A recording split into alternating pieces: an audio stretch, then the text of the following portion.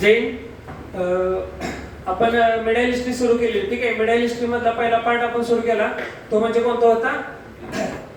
प्रथम मुस्लिम आक्रमण. त्याच्यानंतर आपण चालू केलं काय? प्रथम तुर्क आक्रमण, जे की कोणाचं होतं? मोहम्मद गजनवीचं. त्याच्यानंतर मोहम्मद गोरे आला, सेकंड तुर्क आक्रमण. त्याच्यानंतर दिल्ली सल्तनत सुरू झाली. त्या दिल्ली सल्तनत मध्ये आपण 5 वंश बघितले, म्हणजे बघणार आहोत. त्यातला पहिला वंश सुरू केलाय तो म्हणजे कोणता? गुलाम वंश. ठीक आहे, त्याच्यानंतर कुठला येतो? खिलजी वंश, तुगलक वंश, सय्यद वंश, लोधी वंश. ठीक आहे, हे 5 वंश आहेत. त्यातला पहिला वंश आपण सुरू केलाय तो म्हणजे कोणता? आपण गुलाम वंश सुरू केला. ठीक आहे, आता आज पुढचा शासक गुलाम वंशातला न सुरू करता मी नवीन सब्जेक्ट सुरू करतोय तो म्हणजे कोणता? पॉलिटी. ठीक आहे, तर आजपासून आपण पॉलिटीची सुरुवात करणार आहे. हिस्ट्री आणि पॉलिटी ही दोन्ही मी कन्सिस्टन्सी तुम्हाला रोज घेत जाईल. ठीक आहे, आज जर पॉलिटी झालं तर उद्या मी हिस्ट्री कंटिन्यू करेन. प्लस आता ह्याच्यामध्ये तुम्हाला काय भेटणार, तर मी जास्त वेळेमध्ये 1-2 तासामध्ये तुम्हाला जास्तीत जास्त शिकवण्याचा प्रयत्न करेन. ठीक आहे, आता हिस्ट्रीमध्ये जसं कसं 2 दिवसामध्ये एक वंश कंप्लीट करण्याचा प्रयत्न करेन. ठीक आहे, 2 वंशमध्ये कमीत कमी 40 क्वेश्चन भेटतील तुम्हाला. ठीक आहे, जसं वन लाईनरला जर तुम्ही रट्टा मारायला गेला तर तुम्हाला ते भरपूर अवघड जाईल. बेटर वे जर तुम्ही थिअरी टाइप लक्षात घेतलं तर ते तुमच्या इझिली लक्षात राहील. ठीक आहे, जसं मी नोट डाऊन करत जाईल तसे तुम्ही तुमच्या वहीमध्ये नोट्स काढत जावा. ठीक आहे, आता आज आपण बघणार आहे पॉलिटी. आता पॉलिटीचा इम्पॅक्ट एसएसजीडी वर का पडतो तर ते सांगायचं झालं तर पॉलिटीचे जवळपास 3 ते 4 क्वेश्चन हे हमखास एसएसजीडी ला येतात. पॉलिटीचे किती क्वेश्चन येतात? पॉलिटीचे प्रत्येक वेळी 3 किंवा 4 क्वेश्चन हे हमखास येतात. आता ते कोणकोणत्या टॉपिकवर येतात ते मी तुम्हाला सांगत जाईल. सगळ्यात पहिल्यांदा म्हणजे पॉलिटी म्हणजे राजव्यवस्था. ठीक आहे, राजव्यवस्था म्हणजे काय की आपल्या देशामध्ये जी राज्याची व्यवस्था सुव्यवस्था करणे ह्याला राजव्यवस्था म्हणतात. ठीक आहे, प्रशासन और शासन का मिलाजुला रूप है. राजव्यवस्था यानी कि क्या? प्रशासन और शासन का मिलाजुला रूप है. म्हणजे काय की लोकांचं आणि आपले जे गव्हर्नमेंट ऑफिसर आहेत किंवा जे नेते त्यांच्यामधलं समन्वय. ठीक आहे, थोडक्यात सांगायचं झालं तर पॉलिटी म्हणजे काय? नेत्यांमधलं आणि लोकांमधलं जे समन्वय आहे त्यालाच आपण राजव्यवस्था म्हणतो. ठीक आहे, आता या पॉलिटीमध्ये सगळ्यात महत्त्वाचा जो टॉपिक आहे तो म्हणजे कोणता? की संविधान, भारताचं संविधान. ते आपण आज चालू करणार आहे. पॉलिटीमध्ये सगळ्यात पहिल्यांदा आपण जे चालू करतो तो म्हणजे संविधान. ठीक आहे, संविधान. आता हे संविधान इम्पॉर्टंट काय आहे?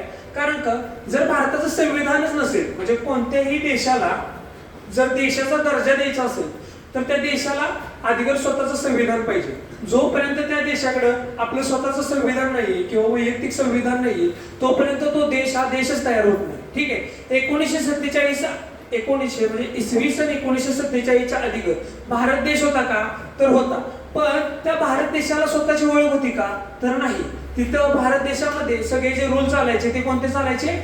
ब्रिटिश गव्हर्नमेंटचे. कोणाचे चालायचे? ब्रिटिश गव्हर्नमेंटचे.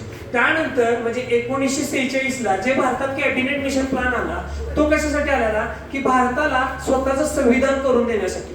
ठीक आहे, 1946 कॅबिनेट मिशन प्लॅन 1946 नुसार एक समिती गठीत केली गेली, त्याला कॅबिनेट मिशन प्लॅन म्हटलं गेलं. तर कॅबिनेट मिशन प्लॅन मध्ये 3 सदस्य ते मी पुढे जाऊन तुम्हाला सांगेन. ठीक आहे, आता ते कॅबिनेट मिशन प्लॅन भारतात आला का? त्याच्या पाठीमागचं कारण काय होतं? या सगळ्या गोष्टी मी तुम्हाला या लेक्चर मध्ये एक्सप्लेन करणार आहे. ठीक आहे, सगळ्यात पहिल्यांदा संविधान म्हणजे काय? बरं, ते संविधान तयार करण्यासाठी किती वर्ष गेली? संविधान मध्ये कोणकोणत्या समिती गठीत केल्या? ठीक आहे, ह्या सगळ्या गोष्टी मी तुम्हाला आज सांगणार आहे. आजपासून आपण पॉलिटी हा सब्जेक्ट सुरू करतोय. त्याच्यातला पहिला टॉपिक तो म्हणजे संविधान.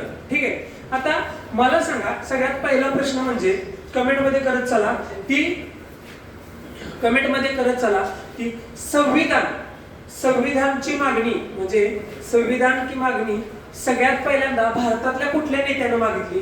सांगा चला, कमेंट मध्ये उत्तर द्या की संविधानाची मागणी भारताला स्वतंत्र संविधान असावं याची मागणी सगळ्यात पहिल्यांदा कोणी केली? तर लोकमान्य टिळकांनी केली. ठीक आहे, भारताला स्वतःचं संविधान असावं याची मागणी सगळ्यात पहिल्यांदा लोकमान्य टिळकांनी केली. किती साली केली? तर ती 1895 साली केली. ठीक आहे, भारताला स्वतःचे संविधान देण्याची मागणी सर्वप्रथम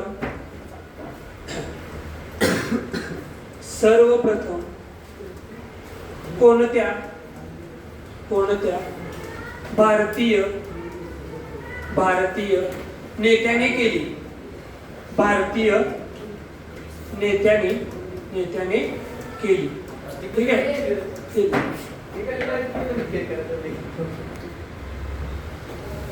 ठीक आहे. भारताला स्वतःचे संविधान देण्याची मागणी सर्वप्रथम कोणत्या भारतीय नेत्याने केली, तर ती केली लोकमान्य टिळकांनी. लोकमान्य टिळकांनी, ठीक आहे. लोकमान्य टिळक यांनी भारताला स्वतःचे संविधान देण्याची मागणी सर्वप्रथम केली.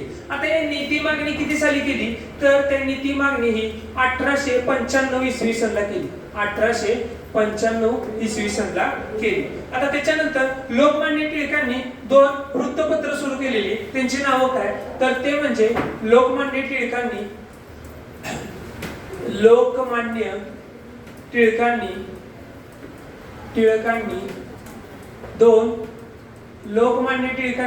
2 वृत्तपत्र सुरू केली. त्यांची नावं काय मला कमेंट मध्ये सांगा. लोकमान्य टिळकांनी 2 वृत्तपत्रे सुरू केली.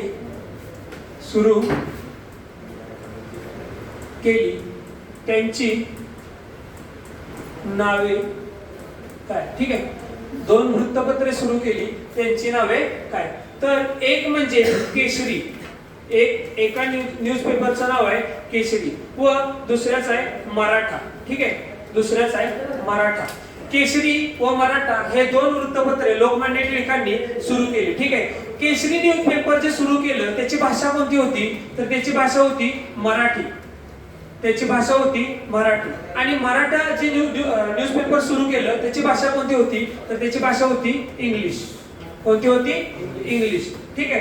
आता ज्या वेळेस लोकमान्य टिळकांनी गव्हर्नमेंटला सांगितलं, ब्रिटिश गव्हर्नमेंटला सांगितलं की भारताचे स्वतःचे संविधान असावे, हे त्यांनी 1895 साली केले, ठीक आहे. त्याच्यानंतर लोकमान्य टिळकांची 2 वृत्तपत्रे होती, ती म्हणजे कोणती, केसरी व मराठा. जे केसरी न्यूजपेपर होतं ते मराठी भाषेतून होतं आणि जे मराठी न्यूजपेपर होतं ते इंग्लिश भाषेतून होतं, ठीक आहे. आता लोकमान्य टिळकांनंतर दुसऱ्यांदा कोणी आपल्याला स्वतःचे संविधान असावं याची दुसऱ्यांदा कोणी मागणी केली, तर ती केली महात्मा गांधीजींनी. कोणी केली, महात्मा गांधीजींनी, ठीक आहे. महात्मा गांधीजींनी भारताचे स्वतःचे संविधान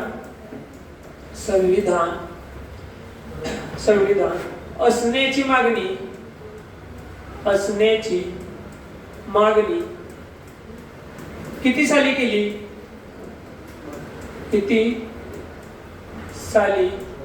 चला कमेंट करा.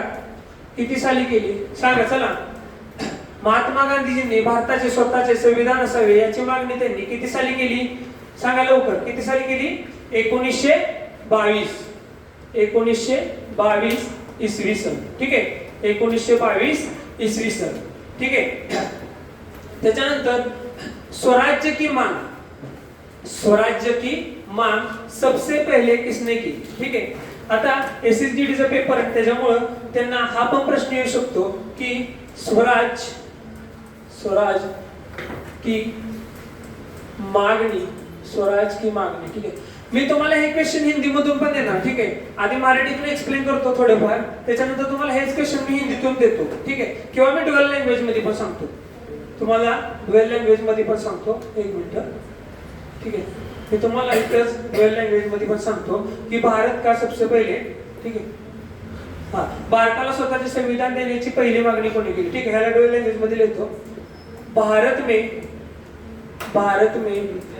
सबसे पहले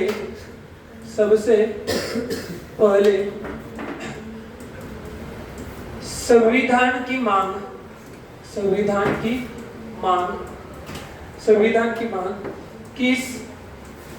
किसने की, ठीक है. किसने की, लोकमान्य टिळक, ठीक है. इनके 2 न्यूज़पेपर थे, एक का नाम था केसरी और दूसरे का नाम था मराठा, ठीक है. जो केसरी न्यूज़पेपर था उसकी लैंग्वेज थी मराठी और जो मराठा न्यूज़पेपर था उसकी लैंग्वेज थी इंग्लिश, ठीक है. जो दूसरा न्यूज़पेपर था उसकी लैंग्वेज थी इंग्लिश, ठीक आहे. उसके बाद काय का लोकमान्य टिळकांनी 2 वृत्तपत्रे, ते सांगितलं मी तुम्हाला. त्याच्यानंतर काय, महात्मा गांधींनी भारताचे स्वतःचे संविधान असण्याची मागणी कोणत्या साली केली? 1922. महात्मा गांधीजी ने सबसे पहले किस वर्ष संविधान की मांग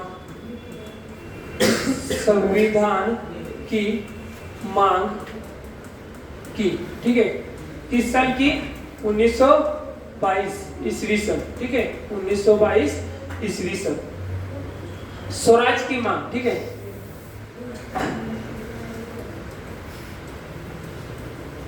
स्वराज की मांग, स्वराज पार्टी की मांग, ठीक है. स्वराज की मांग किसने की, ठीक है. मतलब क्या, स्वराज्य मेरा जन्मसिद्ध अधिकार है, ठीक है. तेज स्वराज की मांग किसने की? बाल गंगाधर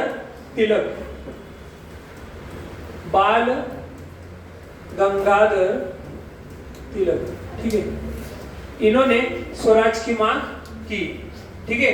इन्होंने स्वराज की मांग की. एम.एन. रॉय ने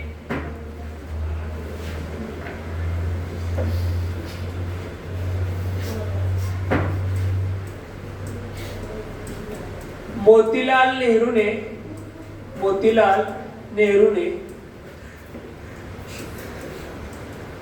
संविधान की मांग, मोतीलाल नेहरू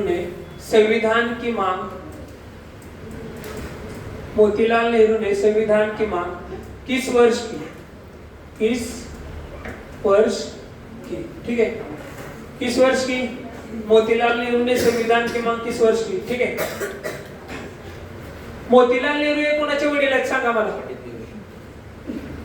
पंडित जवाहरलाल नेहरूंचे वडील कोण आहेत? मोतीलाल नेहरू, ठीक है. मोतीलाल नेहरू ने संविधान की मांग किस वर्ष की? 1924, ठीक है. इनके बाद संविधान की मांग किसने की? एम.एन. रॉय ने संविधान की मांग किस वर्ष की?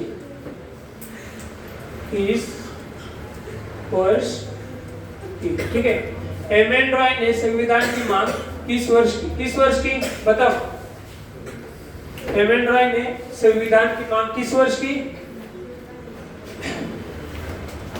1934 ईस्वी सन, ठीक है. 1934 ईस्वी सन, ठीक है.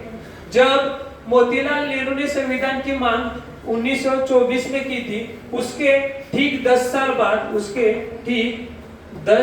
बाद एम.एन. रॉय ने संविधान की मांग की थी, ठीक है. उसके ठीक 10 साल बाद एम.एन. रॉय ने संविधान की मांग की थी, ठीक है. हे एसएसजीडी या पोलीस भरती, ठीक आहे. तुम्ही एसएसजीडी ची प्रिपरेशन करत आहात किंवा सेंट्रल गव्हर्नमेंटच्या वन डे एक्झामची तयारी करत आहात किंवा महाराष्ट्र पोलीसची तयारी करत आहात, ठीक आहे. हे संविधान प्रत्येकाला विचारलं जातं, ठीक आहे. मी काय काय विचारलं तुम्हाला पहिल्यापासून की भारताला स्वतःचे संविधान देण्याची मागणी सर्वप्रथम कोणत्या नेत्याने केली? कोणी केली? लोकमान्य टिळकांनी, ठीक आहे. किती साली केली? 1895 ईस्वी सन, ठीक है. त्याच्यानंतर काय सांगितलं मी हे ते ट्रांसलेट केले मी तुम्हाला, ठीक है. भारत में सबसे पहले संविधान की मांग किसने की? लोकमान्य टिळक. उन्होंने 2 न्यूज़पेपर चलाए थे. कौन से? केसरी और मराठा, ठीक है. केसरी और मराठा. केसरी की लैंग्वेज कौन सी थी? मराठी, ठीक है. केसरी न्यूज़पेपर की लैंग्वेज कौन सी थी? मराठी. और मराठी न्यूज़पेपर की लैंग्वेज कौन सी थी? इंग्लिश, ठीक है. और मराठी न्यूज़पेपर की लैंग्वेज कौन सी थी? इंग्लिश, ठीक है. महात्मा गांधीजीने भारताचे स्वतःचे संविधान असण्याची मागणी किती साली केली? 1922, बरोबर. 1922, ठीक है. इनके बाद किसने की? इनके बाद किसने की? मोतीलाल नेहरू ने, ठीक है. मोतीलाल नेहरू ने संविधान की मांग किस वर्ष की? 1924 ईस्वी सन, ठीक है. और इनके ठीक 10 साल बाद संविधान की मांग किसने की थी? एम.एन. रॉय, ठीक है. इनके ठीक 10 साल बाद किसने मागणी की थी? एम.एन. रॉय ने, ठीक है,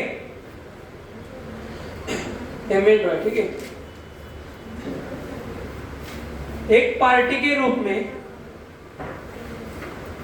एक पार्टी के रूप में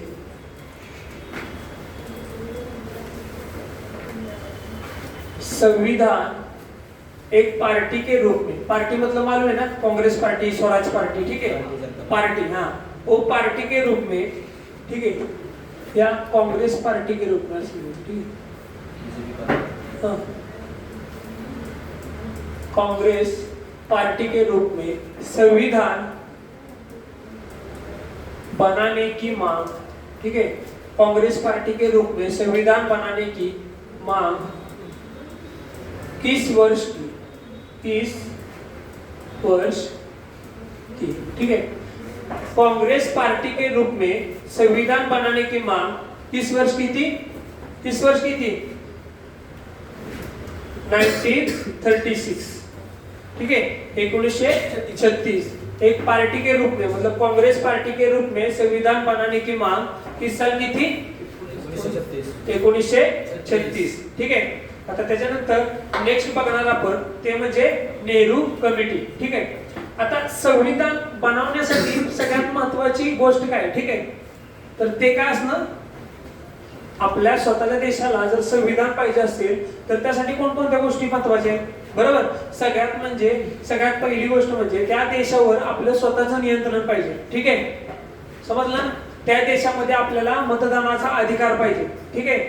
त्या देशामध्ये इलेक्शनसाठी आपल्या देशातली लोक उभी राहिले पाहिजे, बरोबर आहे का नाही। त्या देशामध्ये आपले नेते हवे, ठीक आहे, त्या देशाला आपली स्वतःची आर्मी हवी, ठीक आहे। अदर कंट्री बरोबर जे निर्णय घ्यायचे ते आपल्या देशातल्या नेत्यांना हवे, ठीक आहे, तरच त्या देशाला संविधान लागू होऊ शकतं ना, बरोबर आहे ना। मग अशाच तऱ्हेने सन इसवी सन 1928, ठीक आहे, इसवी सन 1928, ठीक है। इस साल जो भारत का सचिव था, ठीक है, 1928 में जो भारत का सचिव था, उसका नाम था बर्केनहेड। क्या नाम था? बर्केनहेड, ठीक है, उसका नाम था बर्केनहेड। इस बर्केनहेड ने क्या किया कि कांग्रेस को चैलेंज कर दिया, कांग्रेस को चैलेंज किया, ठीक है। 1928 में भारत की जो पार्टी थी, भारतीय राष्ट्रीय कांग्रेस, ठीक है, जो भारत की पार्टी थी, भारतीय राष्ट्रीय कांग्रेस, उनके सामने इस बर्केनहेड ने, जो भारत का सचिव था, इस बर्केनहेड ने चैलेंज किया कि आप अपना खुद का संविधान बना नहीं सकते, ठीक है, कि आप अपना खुद का संविधान बना नहीं सकते, ठीक है। उस चैलेंज को एक्सेप्ट करने के लिए एक कमेटी सामने आई, ठीक है, उस चैलेंज को एक्सेप्ट करने के लिए एक कमेटी सामने आई और उस कमेटी का नाम था नेहरू कमेटी। उस कमेटी का नाम था नेहरू कमिटी, ठीक है, नेहरू कमिटी, ठीक है। तुम्ही जर संविधान तुम्ही बघितलं असेल तर संविधान मध्ये एक टॉपिक आहे, तो म्हणजे कोणता? नेहरू रिपोर्ट, नेहरू रिपोर्ट, ठीक है, नेहरू रिपोर्ट। आता जी नेहरू कमिटी समोर आली, ठीक आहे, जी नेहरू कमिटी समोर आली, आता ती अशी झाली का? तर नाही, 1928 जे काँग्रेस अधिवेशन झालं, 1928 का जो कांग्रेस अधिवेशन हुआ, ठीक है, 1928 का जो कांग्रेस अधिवेशन हुआ, उसकी अध्यक्षता पंडित जवाहरलाल नेहरू के पिता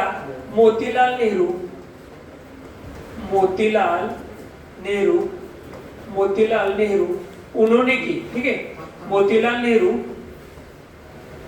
उन्होंने की। जो 1928 का जो कांग्रेस अधिवेशन हुआ उसकी अध्यक्षता मोतीलाल नेहरू ने की, ठीक है। उसी वजह से 1928 में जब बर्केनहेड ने चैलेंज किया कांग्रेस कमेटी के सामने कि आप अपना खुद का संविधान बना नहीं सकते, तब ये नेहरू कमेटी आगे आई। और उस नेहरू कमेटी की जिसने अध्यक्षता की थी वो थे मोतीलाल नेहरू। कौन थे? मोतीलाल नेहरू, ठीक है, मोतीलाल नेहरू।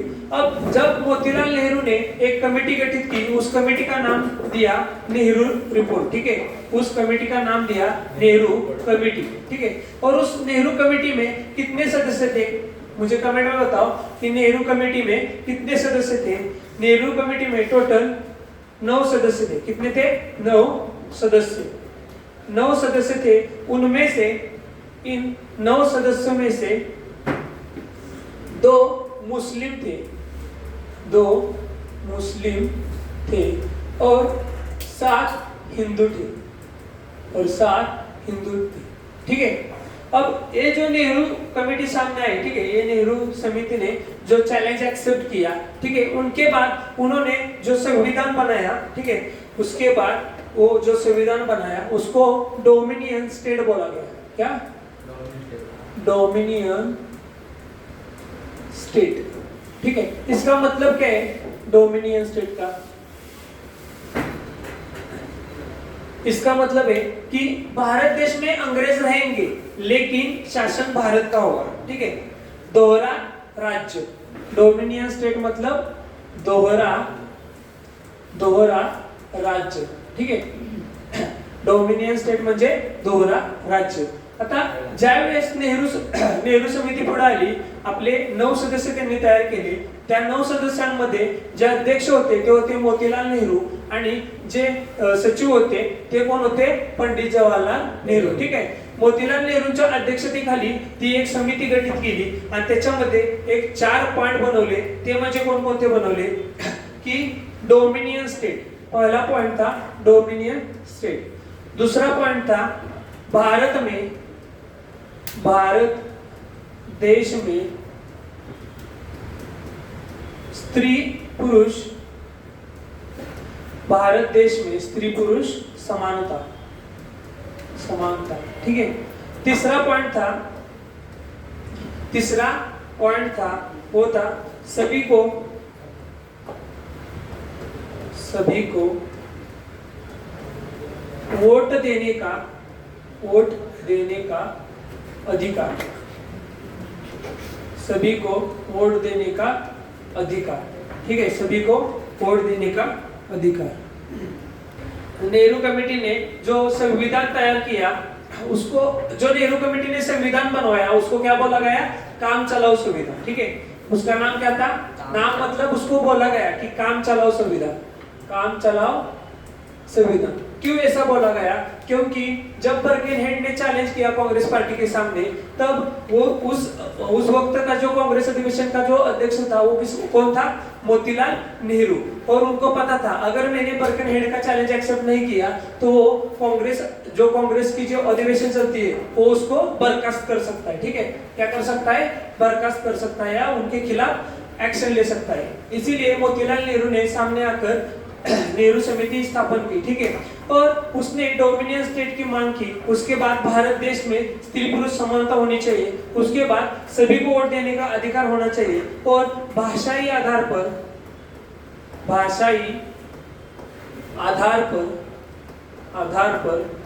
राज्यों का पुनर्गठन,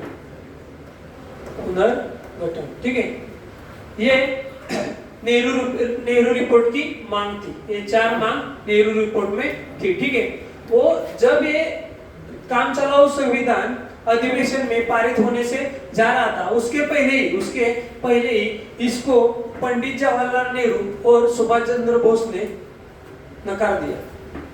म्हणजे त्यांना काय सांगितलं, ज्यावेळेस सुभाष चंद्र बोसांना कळालं की बाबा हे असं संविधान तयार केले मोतीलाल नेहरूंनी टाइम घेऊन, ठीक आहे, आणि ज्यावेळेस ही गोष्ट पंडित जवाहरलाल नेहरूंना समजली त्यावेळेस ते बोलले की देश आपला, राज्य आपली, सगळी माणसं आपली, मग डोमिनियन स्टेट कशाला पाहिजे? हा पॉइंट त्यांना आवडला नाही। आणि दुसरा पॉईंट म्हणजे भाषाई आधार पर राज्यों का पुनर्गठन. का?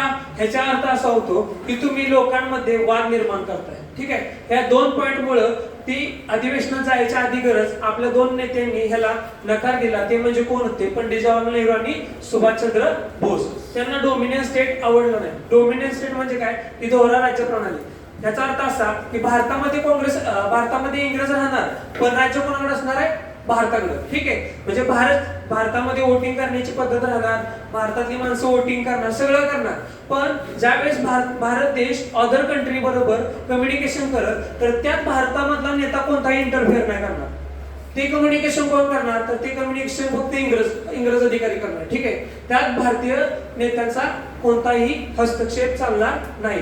म्हणून हे ऍक्च्युली हे जे नेहरू कमिटीने जे काम चालवून संविधान तयार केलेलं तर ते रिजेक्ट केलं त्यानंतर. ठीक आहे, काँग्रेस कॅबिनेट हे ज्यावेळेस ह्याच्यात गेलं, संसदमध्ये गेलं, त्यावेळेस ते संसदवाल्यांनी पण हे रिजेक्ट केलं आणि आपल्या नेत्यांनी पण रिजेक्ट केलं. ठीक आहे, ह्याच्यानंतर आपण बघणार आहे ते म्हणजे नेहरू कमिटी की मांग. ठीक आहे, नेहरू कमिटी की जी मांग होती का नाही,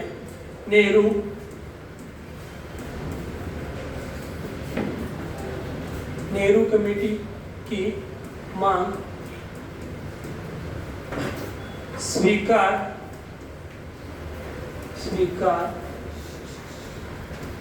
नहीं की. नेहरू कमेटी की मांग स्वीकार नहीं की. ठीक आहे, मी तुम्हाला आताच सांगितलं की नेहरू कमिटी रिजेक्ट करण्याच्या पाठीमागचं कारण काय होतं. ह्याच्यात डोमिनियन स्टेट आणि भाषेच्या आधारावर राज्यांचं पुनर्गठन. ह्याच्यामुळं आपल्या 2 नेत्यांनी ऑलरेडी रिजेक्ट केलेलं आणि त्याच्यानंतर अंग्रेज अधिकाऱ्यांनी पण ही काम चालवू संविधान नाकारलं. ठीक आहे, आता ह्याच्यानंतर जो बघतोय आपण ते म्हणजे क्रिप्स मिशन. ठीक आहे, नेक्स्ट पॉइंट बघतोय आपण क्रिप्स मिशन.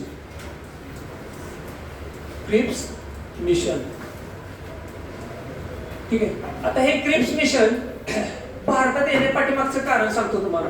क्रिप्स मिशन भारतात किती साली आलं? कमेंट करा. क्रिप्स मिशन भारतात 1942 इसवी सनला आलं. ठीक आहे, आणि या क्रिप्स मिशनचा अध्यक्षता कोणी केली? क्रिप्स मिशनचे अध्यक्ष कोण होते? Stafford Cripps. कोण होते? Stafford Cripps.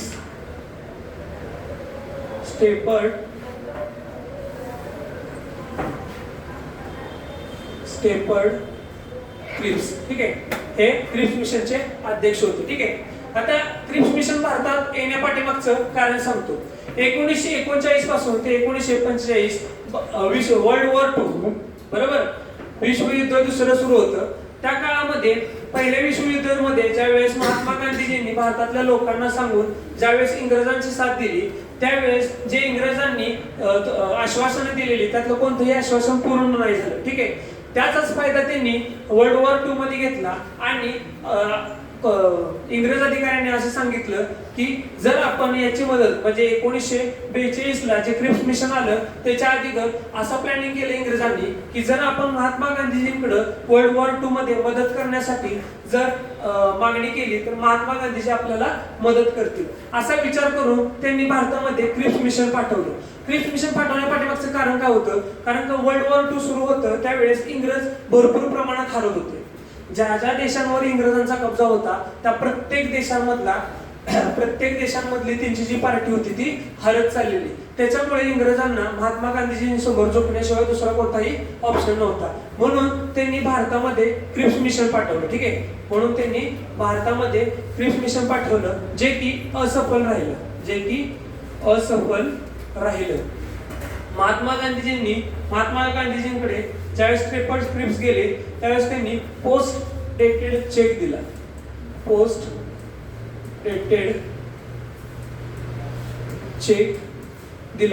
जो की महात्मा गांधीजींनी घेण्यास नकारला. ठीक आहे, ज्यावेळेस 1942 ला भारतात आलेलं क्रिप्स मिशन असफल झालं त्याच्यानंतर इंग्रजांनी भारतीय नेत्यांना सांगितलं की ठीक आहे सगळ्यात पहिल्यांदा भारतामध्ये तुम्ही तुमचं संविधान तयार करू शकता. ठीक आहे, ज्यावेळेस 1942चं क्रिप्स मिशन फेल गेलं, त्यानंतर इंग्रजांनी भारतीयांना सांगितलं की तुम्ही तुमचं स्वतःचं संविधान तयार करू शकता. त्याच्यानंतर त्यांनी एक कॅबिनेट प्लॅन पाठवला, कॅबिनेट मिशन प्लॅन पाठवला. ती कॅबिनेट मिशन प्लॅन भारतात का पाठवला? कारण कॅबिनेट मिशन प्लॅन द्वारेच भारतीयांनी आपलं संविधान तयार केलं. समजलं? Cabinet mission plan. Cabinet mission plan किती साली भारतात आला?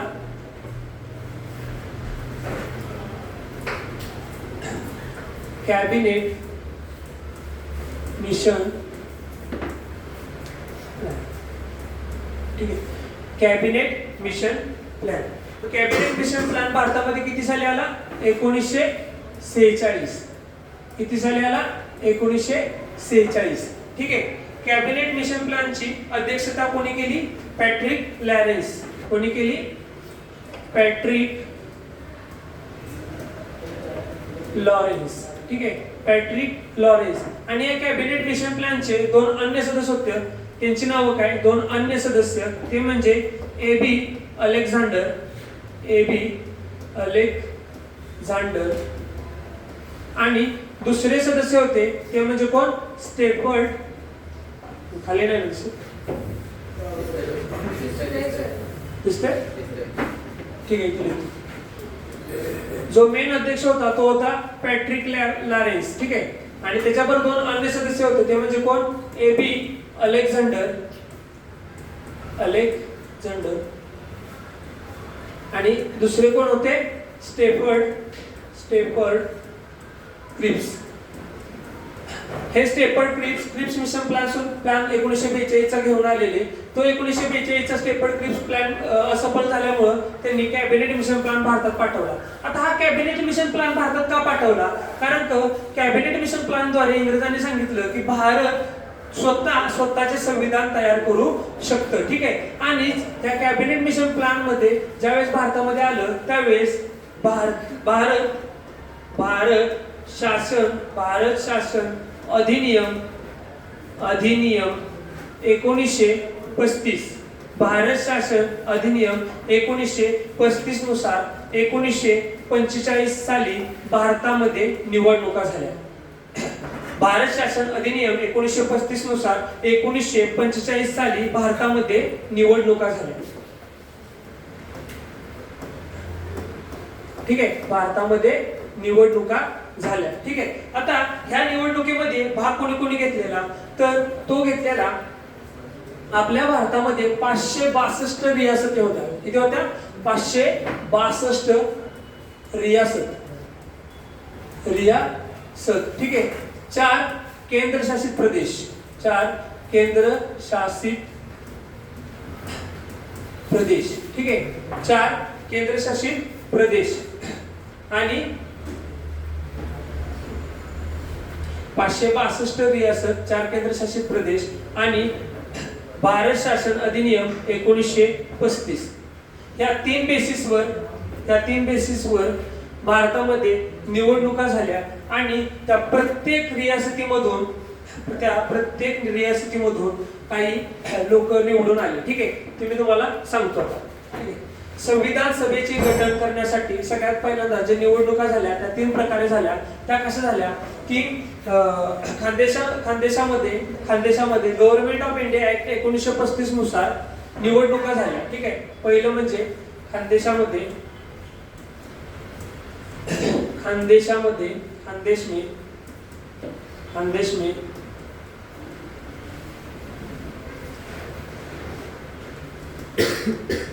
Government of India act 1935. ठीक आहे. गव्हर्नमेंट ऑफ इंडिया ऍक्ट 1935 नुसार 1945 ला 1945 में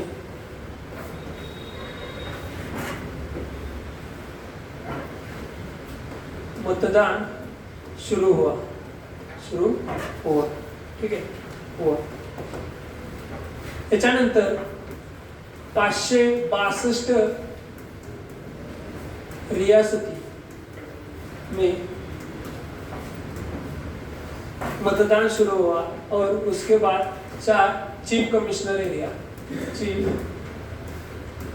कमिश्नर एरिया, ठीक है, चीफ कमिश्नर एरिया। आता खानदेश में जो गवर्नमेंट ऑफ इंडिया एक्ट के तहत 1945 में जो मतदान शुरू हुआ उसमें कितने लोग जीत कर आए और 562 रियासतों में से कितने लोग जीत कर आए और 4 चीफ कमिश्नर एरिया जो थे उनमें से कितने आए वो देखेंगे हम, ठीक है।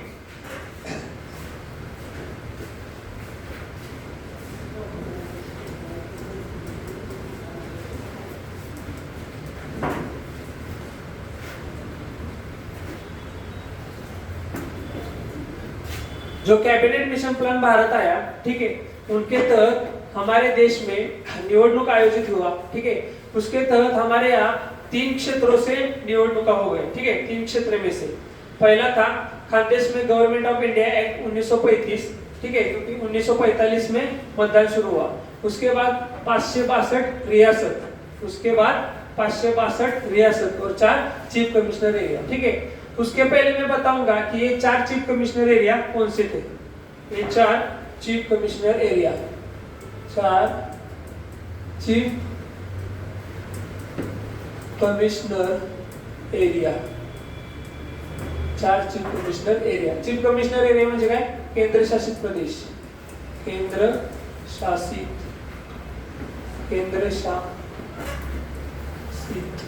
प्रदेश, ठीक आहे, केंद्र शासित प्रदेश।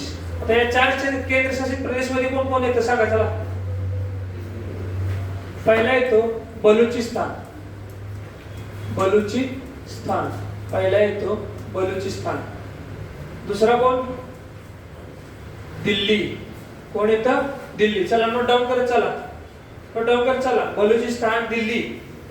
तिसरा येतो अजमेर, अजमेर आणि चौथा येतो कुर्ग, चौथा येतो कुर्ग, ठीक आहे। पहिला येतो बलुचिस्तान, दुसरा दिल्ली, तिसरा अजमेर आणि चौथा कुर्ग। कुर्ग कुठे आहे? कर्नाटक, कुठे आहे? कर्नाटक, ठीक आहे। हे त्यावेळेसचे 4 चीफ कमिश्नर एरिया, ठीक आहे।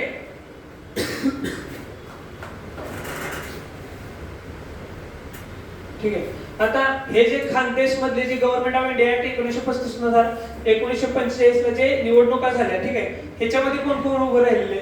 ह्याच्यामध्ये 11 प्रांत, 11 प्रांत, ठीक आहे, 11 प्रांत, 562 रियासत, 562 रियासत आणि तिसरा म्हणजे 4 चीफ कमिश्नर एरिया, ठीक है, 4 चीफ कमिश्नर एरिया, ठीक है। आता या 11 प्रांतों में से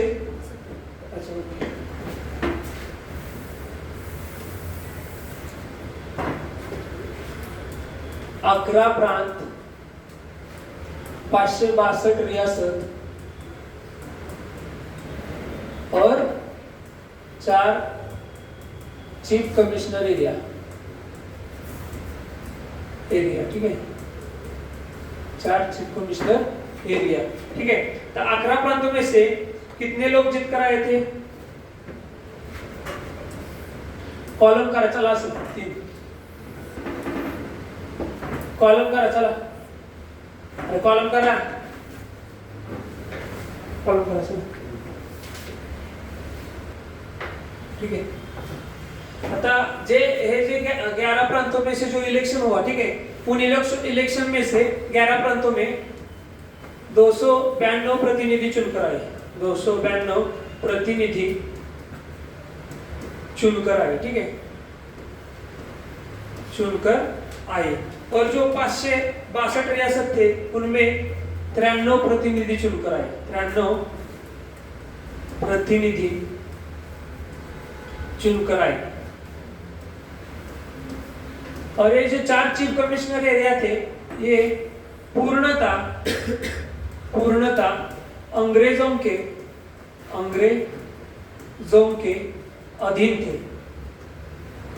अधीन थे, ठीक है। ये जो 4 चीफ कमिश्नर एरिया थे ये पूर्णतः अंग्रेजों के अधीन थे, ठीक है। लिखते चलो। 11 प्रांतों में से 292 प्रतिनिधि चुनकर आए थे, ठीक है, उस टाइम पर। लेकिन इस 292 में कांग्रेस कितने थे, ठीक है, अन्य दल में कितने थे और मुस्लिम लीग के कितने थे, ठीक है, ये देखेंगे, ठीक है। इनमें से 562 रियासतों में से जो 93 प्रतिनिधि चुनकर आए थे, ठीक है, इन 93 प्रतिनिधि में से सबसे ज्यादा किस रियासत से और कौन से रियासत से एक भी प्रतिनिधि चुनकर नहीं आया, वो देखेंगे।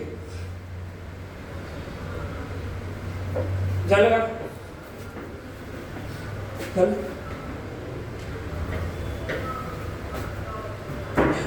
11 प्रांत, 562 रियासत आणि 4 चीफ कमिशनर एरिया, ठीक आहे।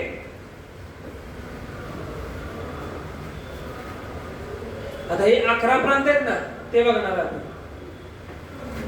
11 प्रांत में से कितने प्रतिनिधि चुनकर आए थे? 292, ठीक है। आता ह्या 292 मध्ये काँग्रेस, मुस्लिम लीग आणि अन्य दल, ठीक आहे। काँग्रेस,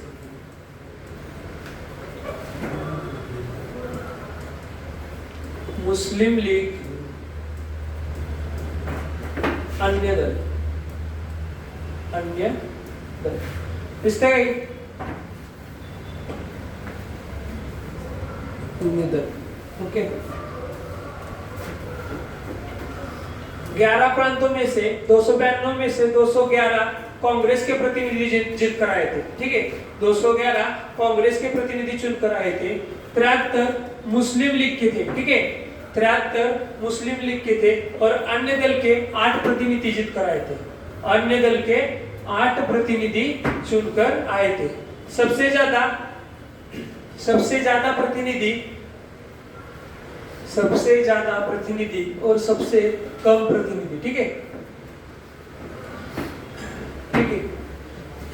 पेपरामध्ये क्वेश्चन येतो बरं का कि जो 11 प्रांतों में से जो प्रतिनिधि चुनकर आए थे 292, उनमें से कांग्रेस के कितने थे? कांग्रेस के कितने थे? 211 और अन्य दल के कितने थे? 8 और मुस्लिम लीग के 73, ठीक है, मुस्लिम लीग के 73।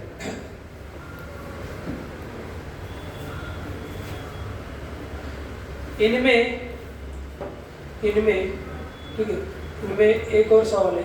सबसे ज्यादा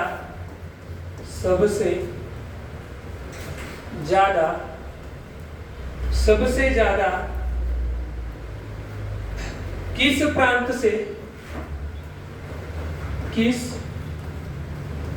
प्रांत से प्रतिनिधि प्रांत बोलले बरं का, प्रांत, पक्ष नाही बोललो। सबसे ज्यादा किस प्रांत से प्रतिनिधि चुनकर आए थे, ठीक है। चलो बताओ, सबसे ज्यादा किस प्रांत से प्रतिनिधि चुनकर आए थे, ठीक है। संयुक्त प्रांत मतलब आज की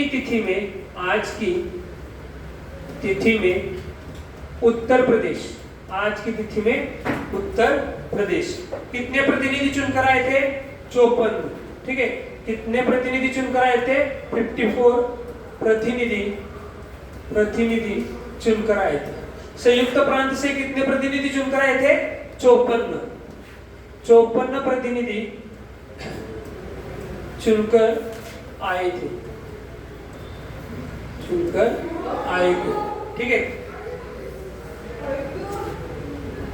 हो गया?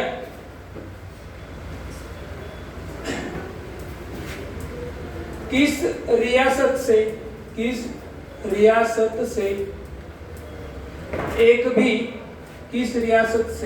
एक भी प्रतिनिधि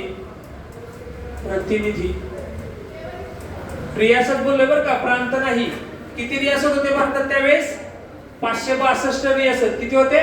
562, ठीक आहे। या 562 मधून असा कोणता रियासत होता की त्या रियासत मधून एक पण प्रतिनिधि चुनकर नव्हता आला, ठीक है। किस रियासत से एक भी प्रतिनिधि चुनकर नहीं आया था, कौन सी रियासत थी? हैदराबाद. कोणती निवासती? हैदराबाद. हैदराबाद रियासत से एक भी प्रतिनिधि चुनकर नहीं आया था. ठीक है, ठीक है. उसके बाद अंग्रेजों ने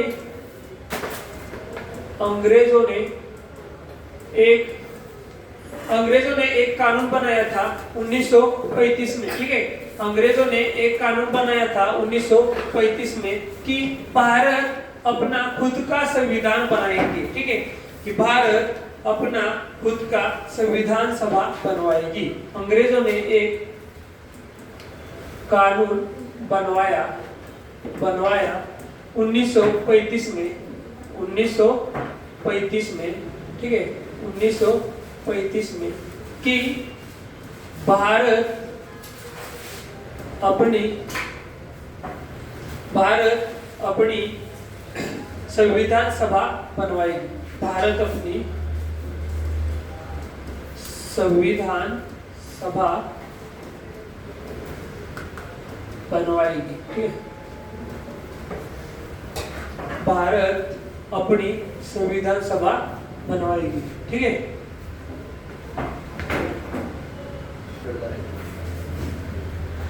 अंग्रेजों ने एक कानून बनवाया था 1935 में कि भारत अपनी संविधान सभा बनवाएगी. ठीक है,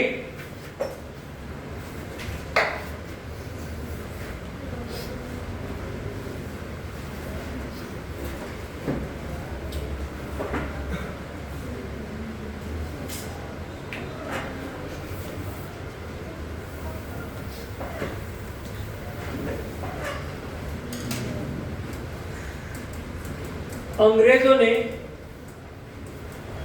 1935 में एक कानून बनवाया कि अंग्रेजों ने 1935 में एक कानून बनवाया कि भारत अपना संविधान. ठीक है, 1935 में कानून बनवाया कि भारत में एक सेकंड. अंग्रेजों ने 1935 में कहा कि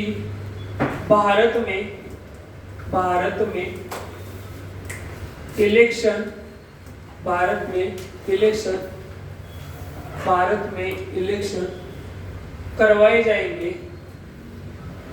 अंग्रेजों ने 1935 में कहा कि भारत में इलेक्शन करवाए जाएंगे. ठीक है, करवाए जाएंगे. और 1946 में कहा कि भारत अपना संविधान बनाएंगे. ठीक है, संविधान बनाएंगे. ये दोनों भी पॉइंट वेरी वेरी इंपॉर्टेंट है. ठीक है, वेरी वेरी इंपॉर्टेंट.